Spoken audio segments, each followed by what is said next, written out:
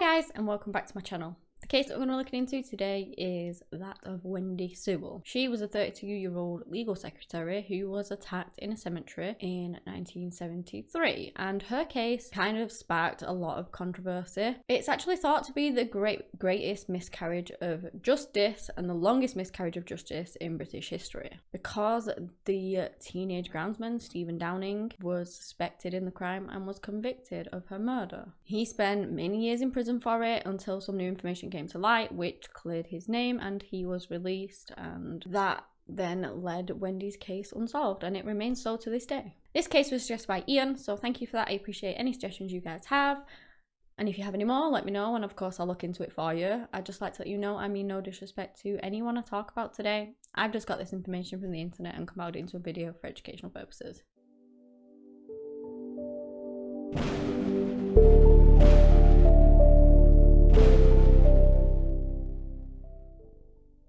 So in 1973, Wendy worked as a legal secretary for the Forest Commission. She lived with her husband, who was called David, and they lived in Middleton, which was close by Ulgrave. It was about 5.5 miles away from a town called Bakewell, which was in the Peak District in Derbyshire, England, and that is where her body was found. The marriage wasn't perfect. It wasn't actually really good, to be honest. Like, Wendy had a bit of a promiscuous reputation, and this is something that her family deny completely. So again, I'm not trying to give her a bad name or anything like that. I'm just, letting you know what I found out on the internet, but her family do deny this completely. So her and David split up a few times, and then they would get back together, and they did this quite often, but they would normally always kind of get back together. This reputation that supposedly had, it was said that at the time of her death she had multiple boyfriends. And she would kind of just apparently walk past men and slip them a Mars bar, and then that was a sign of like a sexual innuendo, I guess. Apparently it was a sexual signal from the 1960s, and she used to use it as that way. She used to hand the Mars bars to men that she was attracted to, and then I don't know if they figured it out. I guess if they knew about the signal, maybe they would go talk to her. I don't know how it works, but that's what she did. Apparently. It was said that she liked to have sex outdoors and would often meet boyfriends to do so, normally on a lunch break. From what I could find, everyone pretty much knew what she was doing, but she didn't care, which good for her. Don't get me wrong, I'm not condoning her cheating on her husband. I would never ever condone infidelity or cheating. But some people like to go out and have relationships with lots of guys or whatever, and so long as, yeah, okay, she was with David, so obviously I'm not trying to discount him, but so long as you're not hurting anyone, then what's wrong with it? I don't know if David knew. I don't know what the relationship was like in that sense, because they split up a lot, so I presume he did know, and he either loved her enough or cared for her too much that he always got back together with her. So I don't know their proper ins and outs of the relationship. But should she have been sleeping with men while she was married? No, of course not. I'm not saying that she should, but there's just a lot of people out there that like to do that who aren't in relationships and things like that. And they shouldn't be made to feel bad about that, in my opinion at least anyway. I really don't understand why they kept getting back together. Like, I know love and things, if you love each other, but if their marriage is that bad and she's sleeping with, boyfriends here, there and everywhere, unless he's okay with that, which I don't know, he might have been, then they really shouldn't have been together, because it's not nice to be cheated on. It's awful. And if he got back together with her thinking that she'll change and then she kept doing it to him, it's awful on David's part if that's the case. But again, I don't know whether he knew. I don't know whether he was okay with it. Maybe they had like an open relationship where they both could do that thing. I just don't know. Or maybe he wasn't okay with it. In which case, really, David, you kind of should have left. Like, yeah, and stayed left. Like, not got back together again. I'm not trying to say anything bad on David or anybody else. It's just my thoughts on the matter. So her promiscuous reputation ended up getting this case dubbed in the media as the Bakewell Tart, which I just think is so disrespectful. And I don't think that is by any means acceptable whatsoever. Wendy, at the end of this case, ended up losing her life, and she was murdered. So she's a victim in this. No matter what her reputation was, no matter whether she slept with tons of men, I don't get it. Why would you call it the Bakewell Tart? It's just really, really disrespectful in my eyes. And I actually couldn't believe it when I read it, but there you go. Wendy wasn't really ashamed about her infidelity. Like, when David would go to work, she would put the porch light on, and that was an indication to, I guess, whichever one of her boyfriends was waiting outside to come in and that the coast was clear. Again, I wonder if David knew about this. I don't know. It's all speculation at this point because I just don't know. In 1970, around 3 years before her death, she gave birth to a son. Now, the father of this son, we don't know who it is, but she ended up putting him up for adoption. And as I said, Wendy and David's relationship was rocky. They split up a lot. They got back together a lot. But just before her death, they had actually recently got back together and were living in the same house. And she continued to be, unfaithful to him. On the 12th of September in 1973, Wendy was at work like normal. It started out like a normal day, as it always does. It always starts out a normal day. While she was at work, she's chatting to her co-workers, and she's telling them that she'd had an argument with her latest boyfriend the night before. At approximately 12 p.m, co-workers have stated that Wendy was on the phone, apparently to this boyfriend, either on a personal phone or her office phone, and her boss commented on hearing raised voices coming from where Wendy's desk was situated. So they were probably arguing again, I don't know. At around 12:30, she goes in with this note to her boss saying that she's taking a breath of fresh air and she would also be taking a lunch while she was out before she came back to work. According to co-workers, apparently, whilst on the phone, she had made secret arrangements to meet someone that morning. Whether it was her boyfriend, I don't know, but it certainly was not her husband. After leaving work, she walks to Bakewell Cemetery. Just after 12:40, she bumps into a friend as she's on her way up who said that Wendy was in good spirits. She seemed normal. She said that she was on her way to go and meet a boyfriend because they needed to make up after their argument the night before. Another source also stated that she was going to visit the grave of her father who had passed away not that long ago. She was seen by a witness entering the main gate of the cemetery at 12:50 p.m. and this witness was called Charles Carman. And then within moments of her last being seen by Charles, he obviously didn't witness this, but she was attacked. She was beaten half to death, mainly in her head area with the handle of a pickaxe. It appeared like she had also been sexually assaulted. Her trousers were down, her shoes had been removed, parts of her bra had been removed, and they were just kind of strewn around her. Not long after this, the groundsman, Stephen Downing, came across Wendy. Now, 17-year-old Stephen Downing had lived in Bakewell all his life. His mother was called Junita, who was known as Nita, and his father was called Ray, and he also had a sister called Chrissy. She was his younger sister. After he left school, Stephen had the reading age of 11, and he could barely read or write. He also had no qualifications after leaving school. He eventually did get employment though, and he was working with the council, and he was also working as a groundsman on the Bakewell Cemetery. It was only a few hundred yards from his home, so, he was pretty close to home. He could walk home for his lunch and things like that. He was said to be very introverted, but a really, really hard worker. Stephen also had 2 baby hedgehogs that he had rescued, and he kept as pets in his shed. Now, back to that fateful day, Stephen had actually been off for a couple of days, off work, with a cold. He went back that day.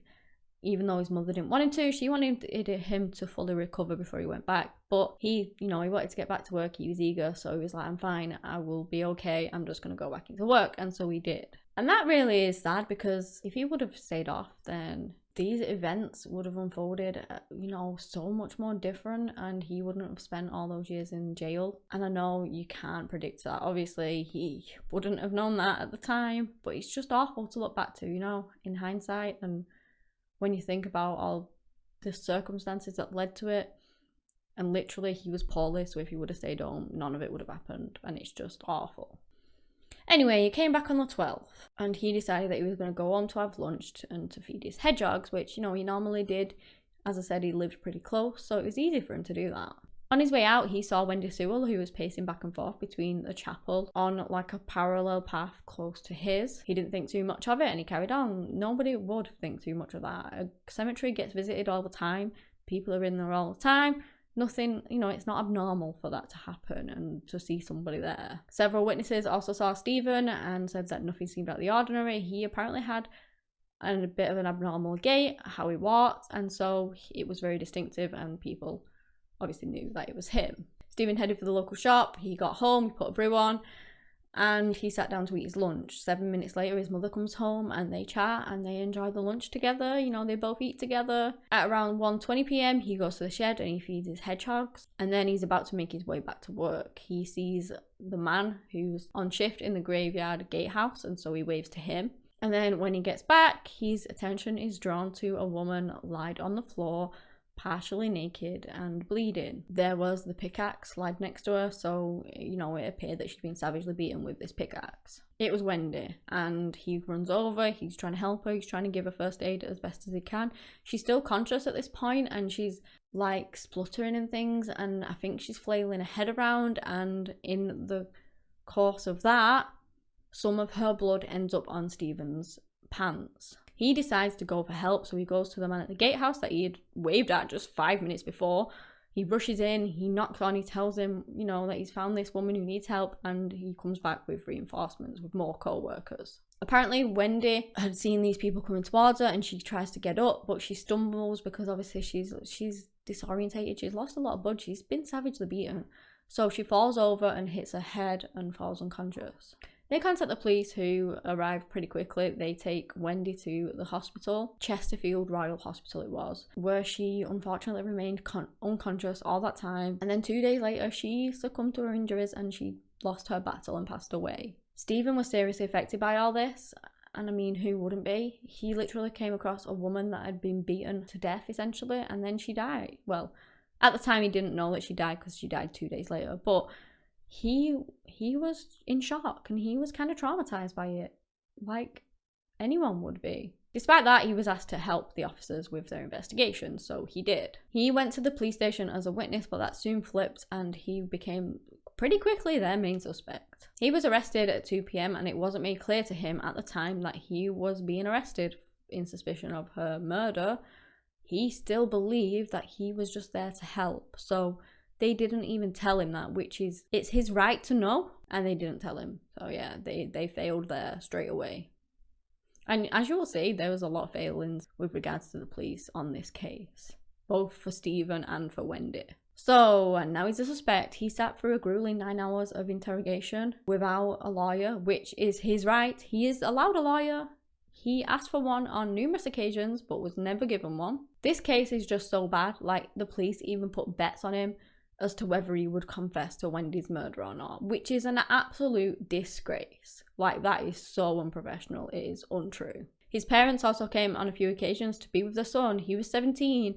He kind of struggled. He had the reading age of 11, so I don't know how, like, his IQ or anything like that was, but, you know, he did struggle with certain aspects, and so his parents were there to help him, to support him, and to make sure that everything was okay, but they weren't allowed in. They were turned away, and they weren't allowed to see their son, which, again, is a bit of a joke. He was kept there until 11:10 p.m, and as you can imagine, he's vulnerable, he's starving at this point, and of course he's not going to be happy about being there and being interrogated for all that time without the presence of a lawyer, which he asked for. And then the police write out a confession for him, so they write out this confession in pencil, and he didn't even understand half of it because of the words that were used in it. Again, he struggled with his reading and his writing, and he didn't even understand what it said properly or what it implicated. It pretty much said, though, that he had attacked Wendy in a sexual attack. Like, that was his motive, sexual motive, because up until this point, Stephen hadn't had a girlfriend or anything like that, and therefore they thought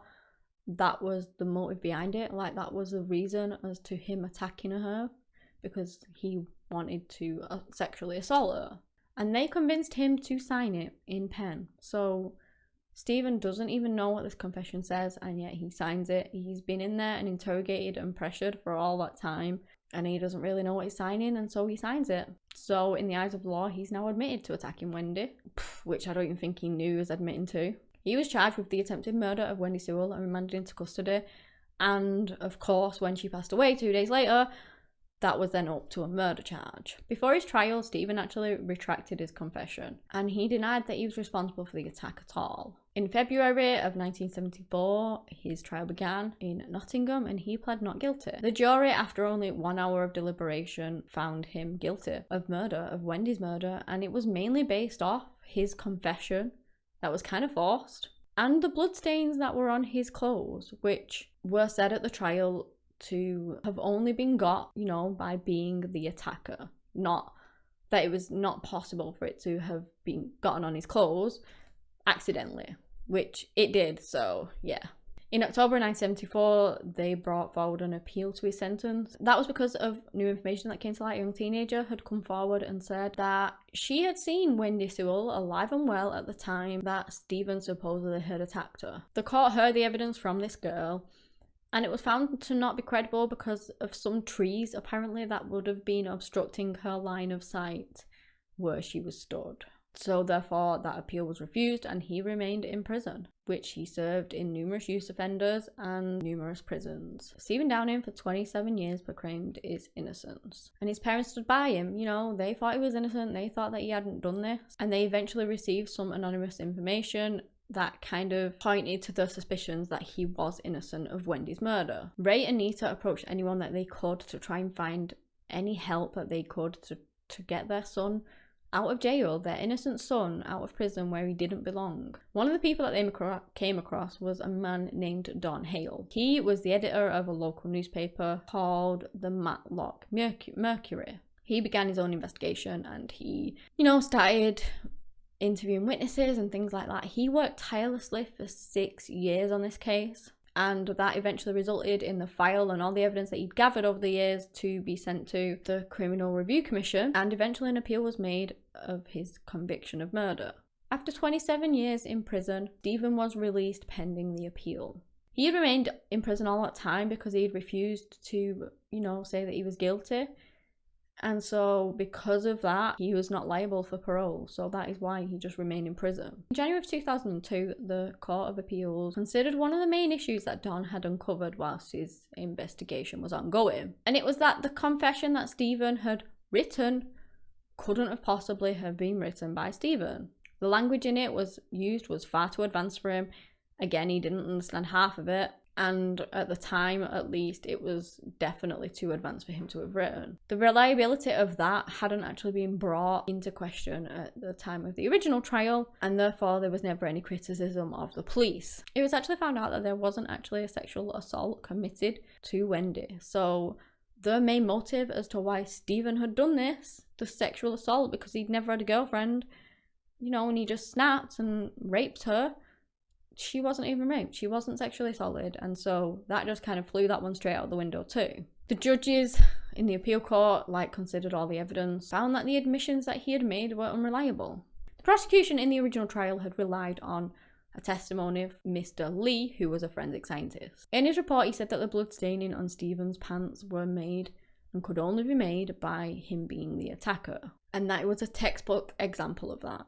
At the appeals, though, the judges heard from 2 forensic scientists that were very critical of what he had stated. Both of them agreed that the pattern of the blood staining on Stephen's clothes was literally as consistent with innocence as with guilt. So basically, they're trying to say is that as much as this guy was saying that it could have only been done if he was the attacker, they are putting forward this evidence that no, it couldn't have only been done because he was the attacker. It could have also have been done accidentally, like when Wendy was moving around, flailing around, he could have accidentally got the blood on him. So either were kind of equal parts.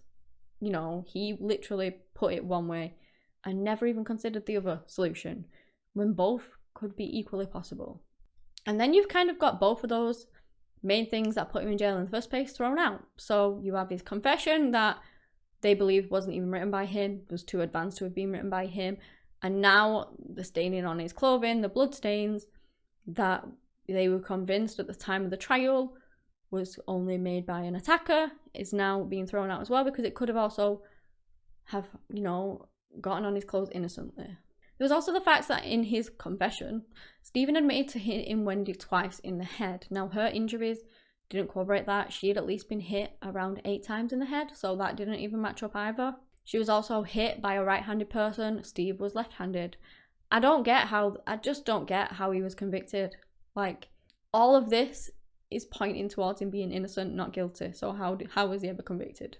Don Hale concluded throughout his investigation that police incompetence was like huge in this case, and that they never even really searched the murder scene. Like, they just didn't do anything. And Stephen Downing's conviction for murder was quashed. It didn't conclude that he wasn't guilty, because this was a court of appeal. That is not their job as judges. That is not their job at all. But they concluded that, you know, what he was convicted on was, I don't know, it wasn't liable to be convicted on. During Don Hale's investigation, he spoke to numerous witnesses, and one of them was an elderly woman that told him that she had seen a van outside of the cemetery that day, and that she had witnessed 2 males acting suspiciously. She was worried about it, so she wrote down the registration of this van and the description of the men on the back of a cigarette box. She then took that to the police, and they told her that it was most likely nothing and not to worry about it. And she wasn't the only witness turned away with regards to Wendy Sewell's case. She actually kept this cigarette box for 22 years and gave it to Don during his investigation. He managed to trace the reg back to a man that Wendy actually knew, and I believe it turned out to be the boyfriend that she was meeting that day, the day that she was murdered. Other witnesses claimed to have seen a man fleeing the scene that was covered in blood. That was not Stephen. As I said, he had a distinctive gait, and this man did not, and therefore was not Stephen. This man was actually identified by some of the witnesses, but was not ever chased by the police, and I don't know why. He's literally, they're saying he's running away from the scene covered in blood, but yeah, they just don't follow up on that, because in their mind, they had the man that did it, Stephen, but they were wrong. As I said, they failed Wendy and they failed Stephen in this case, hugely. Don actually ran into a lot of trouble whilst doing this investigation. He had a lot of threats done against him.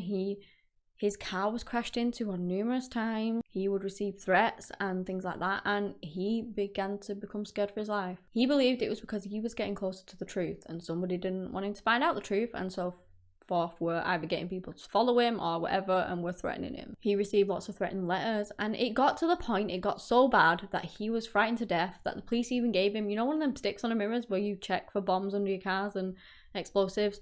Yeah, the police gave him one of them so that he could check his car to make sure that there weren't any explosive underneath it, which is just horrendous. Like, how frightened he must have been, I can't even imagine. The police advised him to drop his case for his own safety. So after, you know, Stephen's charge of murder had been squashed, the police began to reinvestigate Wendy's murder, and they named this Operation Noble. This was 29 years later, and considering they had already not really collected any evidence, they'd already not really followed up on suspects or witnesses or anything like that, let's just say that it was going to be pretty difficult. So they questioned over 1,500 witnesses, and they narrowed that down to 22 people, many of which Don had already told them about, so obviously they were already in his suspect list. But unfortunately, none of them were ever linked to Wendy's death. That, coupled with not actually being able to rule Stephen out, they concluded that they were not looking for anybody else in the case of Wendy Sewell, and they closed the case after exhausting all leads and all options. They wrote a statement publicly